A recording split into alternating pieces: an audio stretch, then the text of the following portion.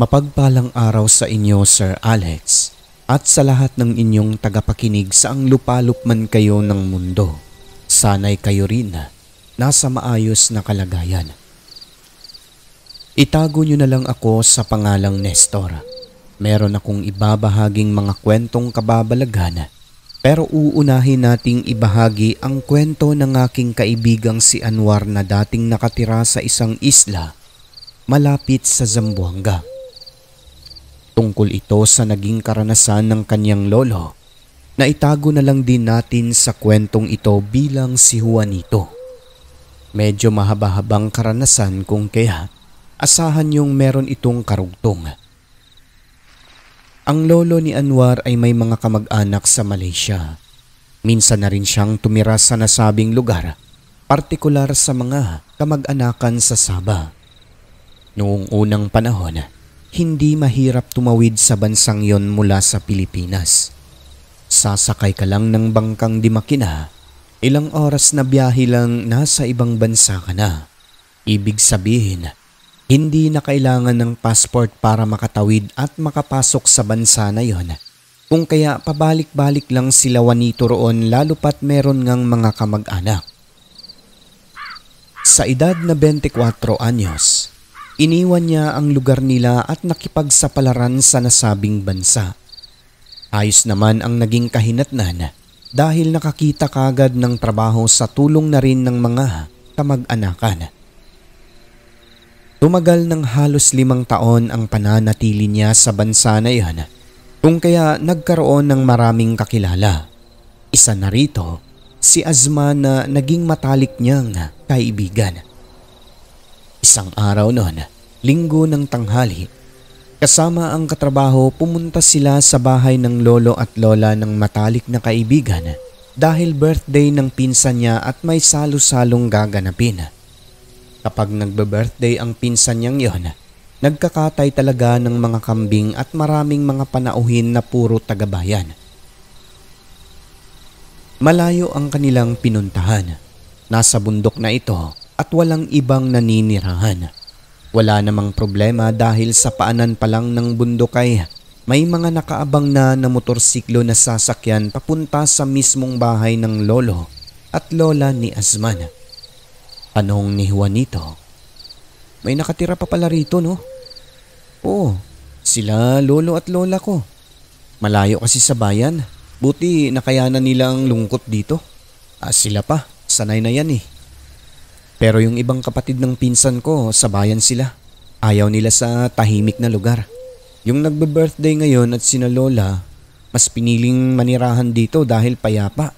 At marami rin silang mga alagang hayop doon. May mga prutas pa kasi medyo malawak talaga yung asyenda nila dyan." Kaya pala. Pagdating sa mismong lugar, meron din namang iba pang bisita ngunit halos lahat ay kamag-anak lang nila Azman. 3 bahay ang nakatayo sa lugar na yon, isang malaki at 2 maliliit. Doon sila sa malaki dahil doon hinanda ang pagkain. Bongga kung tutuusin ang pagdiriwang dahil napakarami umano ng hinandang pagkain at halos lahat ay kambing. At dahil hindi pa nagsisimula ang kainan, naglakad-lakad muna sila noon kasi nga pinagmamasdan nila ang ganda ng kalikasan at yung mismong bahay. Sabi naman ni Azman, wag lang daw papasok sa mga silid doon nang hindi nagpapaalam. Wag din lalayo sa kanya dahil mga strikto umano ang lolo at lola nila. Nang makarating sila sa dulo, napansin ni Lolo Juanito na may isang mesa sa silid na sinasabing para lang umano sa mga espesyal na bisita. Ibig sabihin, bawal silang pumasok doon. Kahit nga si Azman noon, pinagsabihan na bawal silang pumasok.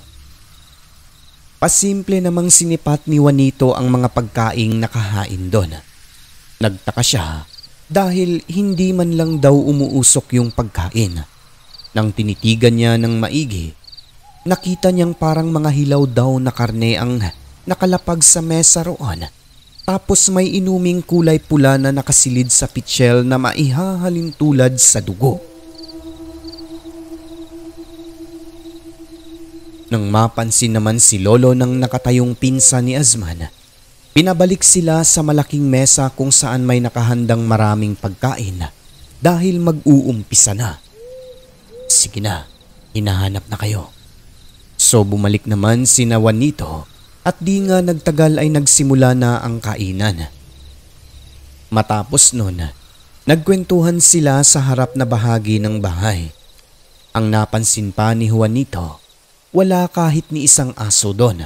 Ang halos makikita mo lang sa paligid, puro kambing at mga alagang manok. Di nagtagal nun, may mga bisitang dumating na sinalubong naman ng isang magandang dalaga at lola ni Azman. Sabi nito, mga espesyal umano yun na panauhing hinihintay ng lolo at lola nila. Dumiretso ang mga ito sa silid kung saan nakahanda ang parang hilaw na mga pagkain. Maya-maya pa, isang oras mahigit, nagsiuwian din yung mga bisita na yon. Tapos di nagtagalay, lumapit sa kanila at nakipagkwentuhan na rin yung magandang dalaga. Wika ni Azman, pinsan ko pala to mga kaibigan, si Adeline. Sagot naman ni Juanito, di mo man lang sinabi na may pinsan ka palang maganda. Siya pala yung nagbe-birthday? Oo, siya nga. Happy birthday sa'yo, Adeline. Ikinagagalak kong makilala ka. Salamat sa mga pagbati ninyo. Ganon din ako. Ikinagagalak kong makilala kayo. Matapos nun, hindi maikakaila sa mukha ng binata na na-attract talaga siya sa dalaga kasi naman sobrang ganda nito. Di nagpapahalata, subalit masayang masaya si Juanito bunsod nang siya lang ang binata sa kanilang magkakaibigan. Sa isip-isip niya, liligawan ko to, bahala na. At nang makauwi na nga sila, pangiting-ngiti lang si Juanito sa mga kaibigan. Akala kasi ng mga ito, nagbibiro lang siya nang sabihing plano niyang umakyat ng ligaw sa dalaga. Wika ni Azman, nako, pupunta ka kalayo ng bahay nila. At saka merong manliligaw yun Juanito. Huwag ka nang umasa, baka masaktan ka lang. Lalaki naman ako Masaktan sanay tayo dyan. Ayong kaibigan lang tol. Kung ako sa'yo, wag na. Wag mo nang ituloy ang binabalak mo. Baka hindi mo makayanan ng matuklasan mo. Ang aling matuklasan? Ang kwan. Kasi yung lolo at lola ni Adeline, ayaw nun na may manligaw sa apo nila. Yung nanliligaw doon, may pahintulot yun sa kanila. Ikaw wala di hihingi rin ako ng pahintulot. Mahirap ba yun? O di sige, ikaw bahala. Hanggang nalaman na lang ng magkakaibigan, pasikreto ngang bumibisita si Juanito sa dalaga ng linggo ng umaga. Di naman siya nagtatagal doon. Umuuwi rin naman kaagad ng tanghali. Dito na nagseryoso si Azman at pinagsabihan ang kaibigan na kung maaari ay itigil na ang ginagawa nito dahil baka pagsisisihan niya sa bandang huli. Sagot naman ni Juanito, anong ibig mong sabihin, Azman? Basta, hindi mo alam yung pinapasukan mo. Itigil mo na yan. Alam mong hindi ka taga rito Oo nga't may mga kamag-anak ka pero hindi ka pa rin taga rito. Tugon ni Azman, sabay talikod at umalis. Hindi nakinig sa kanya si Juanito bagkus nagpatuloy ito sa panliligaw. Wala siyang maisip na dahilan kung bakit ayaw ni Azman naligawan ang pinsan nito kasi maayos naman daw ang trato sa kanya ng dalaga, maging ang lolo at lola nila. Ang nasabi na lamang ni Juanito, bahala ka nga Azman, basta ako ipagpapatuloy ko to. At nang magkausap ulit silang magkakaibigan, nagkunwari si Juanito na napasagot na niya ang dalaga. Nang malaman ni Azman, galit na sagot nito sa kaibigan, sana ay wag daw pagsisisihan pagdating ng araw. Kung meron umanong matutuklasan si Juanito sa pamilya ng babae, hindi na siya makakaalis sa lugar na yon. Sagot naman ni Juanito noon, ano ba kasi ang ibig mong sabihin, Asman? Magkakaibigan naman tayo ah. Ba't hindi mo pa sabihin sa akin? Oot magkaibigan tayo, Juanito. Pero ang sikreto sa pamilya nila, hindi ko pwedeng sabihin sa'yo yun. Mananatiling sikreto yun sa aming magkakamag-anak. Hayaan mo, malalaman mo rin yan pagdating ng panahon. Kapag parte ka na ng pamilya nila. Sana nga lang maging parte ka. At sana, hindi mo yan pagsisisihan sa huli. Talaga bang kayo na ni Adeline? Ang totoo, hindi pa, Asman. Nagsinungaling ako. Ay, salamat. May pagkakataon ka pa, Juanito. Kung ako sa'yo, makinig ka sa akin. Tigilan mo na yan. Bakit nga kasi? Magkaibigan naman tayo eh. O sige, total matalik naman kitang kaibigan, Juanito. Kaya sasabihin ko na ito sa'yo pero mangako kang huwag mo itong ipagkakalat. Oo, pangako yan, Asman. Naniniwala ka ba sa kababalaghan? Anong kababalaghan? Mga sumpa, ganon. Di ko alam pero ba't mo naman natanong yan? Alam mo kasi, Juanito, ang pamilya nila Adeline ay may sumpa. Ang pinsan ko na yun mismo, mayroong ganon na nakuha niya sa namatay na ina. Di kita maintindihan, Asman. Isang sakit na tanging kamatayan lang ang makapagpagaling sa pamamagitan ng pagpasa nito sa mga susunod na henerasyon o kadugo o kahit na sinong tao na handang tumanggap dito. Ikaw handa ka ba? Alam mo bang sawang-sawa na ang pamilya nila sa sumpang yan? Kaya nagkawatak-watak silang magkakapatid eh kasi ayaw nilang magkahawaan. Yan ang dahilan, Juanito, kung bakit nagpakalayo-layo sila Adeline at nanirahan sa lugar na walang katao-tao upang malayo sa mga taong mapanghusga. Marami sila rito. Gusto mo bang mapabilang sa kanila? Kung sabagay, mabait naman ang pinsan ko eh. Pero sina lolo at lola, di ko alam kung anong pwedeng gawin sa'yo. Salamat sa mga payo mo, Asman, pero di talaga maintindihan ang utak ko eh. Sige na, alis na ako. Bukas na lang tayo mag-usap. O di sige. Mag-ingat ka na lang, kaibigan.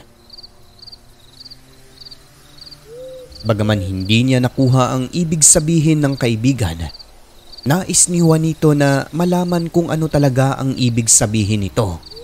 Ayaw din naman kasing direktang sabihin sa kanya kung ano talaga ang sakit na meron ang pamilya ng dalaga.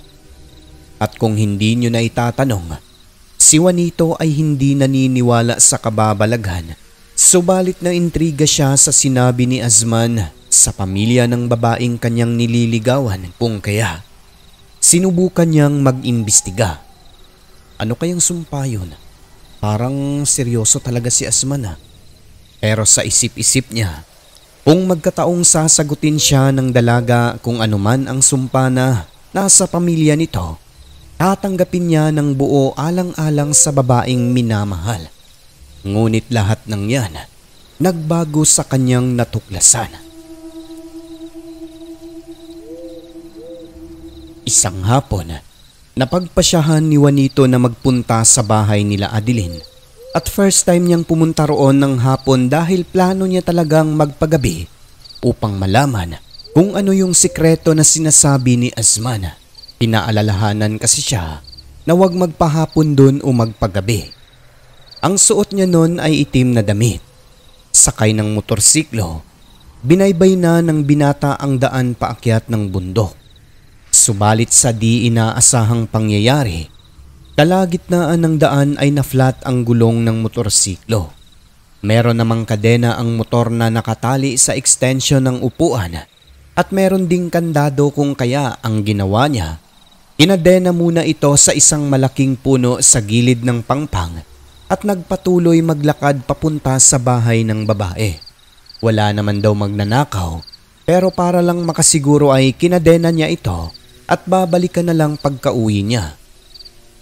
So hayon na nga, at dahil mga ilang kilometro rin ang nilakad, madilim nang narating ng binata ang mismong bahay ng dalaga. Nung nasa bakura na siya, Laking pagtataka niya dahil yung mga kambing ay nakatingin lahat sa iisang direksyon, sa may bintana ng isang maliit na kubo roon. May kung anong gumagalaw sa loob sapagkat nakikita niya ang anino na refleksyon mula sa lampara. Parang bagay na korteng pabilog, umaangat tapos bumababa. Dala ng pagtataka, lumapit ngayon si Juanito sa bintana at sinipat sa may maliit na butas kung ano ang meron sa loob. Sa di inaasahan, bumungad sa kanyang harapan ang kahindik-hindik na hitsura ng isang babaeng paniwala niya ay si Adeline dahil sa suot nitong damit. Putol ang ulo, tapos lumulutang ito. Sa sobrang hilakbot, napaatras ang binata sa kanyang nakita. Hindi inasahan ni Juanito na makakakita siya ng isang uri ng aswang na kung tawagin sa bansang yon ay pinanggal. Ang ginawa niya dahil parang napansin umano siya ng nilalang, payuko itong tumakbo papunta sa kulungan, nagtago sa ilalim at humalo sa mga kambing. Wala na siyang pakialam nun sa dumi at ang nasa isip na lamang makaligtas sa tiyak na kapahamakan. Sobrang nakakapangilabot ang hitsura ng nilalang. Ang mga buhok ay gumagalaw, nananayo at mayroong nakalawit na parang mga bituka. Kaya nanginginig na ang binata habang nakadapa at buti na lang itim na damit ang kanyang sinuot dahil kahit papano sa isip-isip niya ay hindi kaagad siya makikita. Ilang sandali pa, lumabas mula sa bintana ang aswang. Lumulutang sa hangin at paikot-ikot ng tingin sa paligid na parang may hinahanap kasi nga parang napansin ang binata. Di nagtagal kasi nga hindi naman po siya napansin sa kulungan ng kambing. Pumaitaas ang ulong lumulutang hanggang sa naglaho. Sa sobrang pag-aalala at takot ay hindi umalis ang binata sa kanyang pinagpwestuhan dahil nangangatal talaga ang kanyang katawan. Nanatili lang itong nakahiga sa lupa sa takot na baka mahuli ng aswang. Ang ginawa niya, hinintay ang nilalang na yon na pumasok ulit sa bintana kaso madaling araw na itong bumalik. Di niya alam kung anong oras na pero sa tansya niya nasa mga 2:00 hanggang 3:00 ng madaling araw. Ang nakakatakot pa, hindi iisang ulo ang kanyang namataan ng mga oras na yon. Napalutang-lutang sa ibabaw ng bahay bago pumasok sa bintana, kundi 3 piraso. Ang dalawa, paniwala ni Juanito ang lolo at lola ng dalaga. Doon lamang naliwanagan ang binata sa sinabi ng kaibigan na ang sakit na tinutukoy nitong sumpa sa pamilya ng dalaga ang pagiging lahi ng mga aswang na kung tawagin ay pinanggalan. Kaya sising-sisi siya ng mga sandaling yon na kung bakit hindi naniwala kay Yasman. At yun na nga po, habang nakahiga kita niya na paamoy-amoy pa sa paligid ang mga aswang. Animoy nakaamoy ng mabango kung kaya ilang minuto rin itong nagpaikot-ikot. Ang mga kambing naman halatang takot sa nilalang. Kapag lalapit sa kulungan, nag-uumpukan ang mga ito sa iisang pwesto. Pasalamat na lang talaga si Juanito dahil nakaitim siya nung time na yon sapagkat kung hindi, ginawa na siyang pagkain ng mga aswang. Sa ibabaw niya kasi nag-uumpukan ang mga kambing at hindi na ininda ang mga apak ng matutulis nitong mga kuko. Ang importante, hindi siya mahalatang nagtatago sa ilalim. Ang ginagawa niya na lang noon, dasal ng dasal sa isipan. Hanggang makalipas ang ilang minuto, pumasok na sa bintana ng bahay ang 3 aswang. Sa puntong yon, wala nang sinayang na oras ang binata at ang ginawa niya, dahan-dahan nang gumapang papunta sa kalsada. Kahit nangangatal na ang buong katawan, idagdag mo pa na hindi nga siya nakatulog ng gabi na yon. Pinilit niya ang kanyang sarili na makaalis sa lugar na yon.